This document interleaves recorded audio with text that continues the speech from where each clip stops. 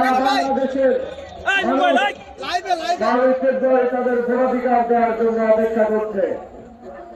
তারা আমাদের দিকে তাকিয়ে আছে।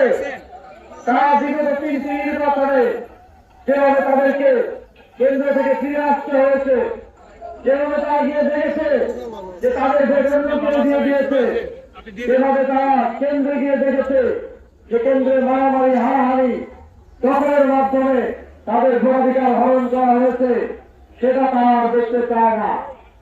তারা চায় 11 জনের জোট এবং 11 জনের জোটের সকল নেতা কর্মী সবাই মিলে তাদের ভোটাধিকার রক্ষা করবে।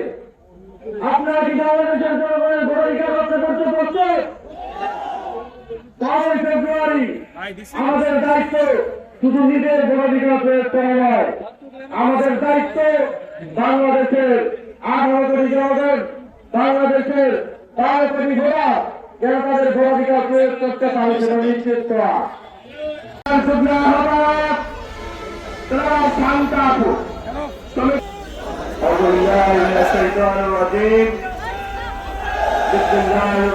আরেকটি মুক্তিযুদ্ধ হয়েছে 2024 সালে। এটাকে আগে একটু ছোট কথা বলতেছিলাম।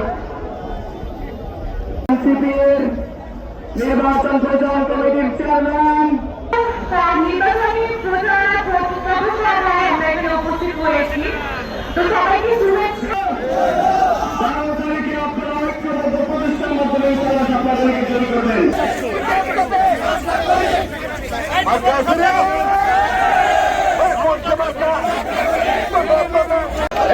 উঠেছে অ্যাকশন এনসিপি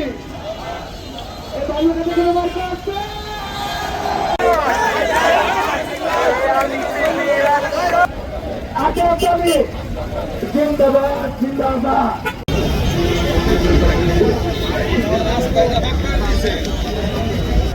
তারা বাংলাদেশের মানুষের দল তাদের ভোটাধিকার দেওয়ার জন্য অপেক্ষা করছে। তারা আমাদের দিকে তাকিয়ে আছে।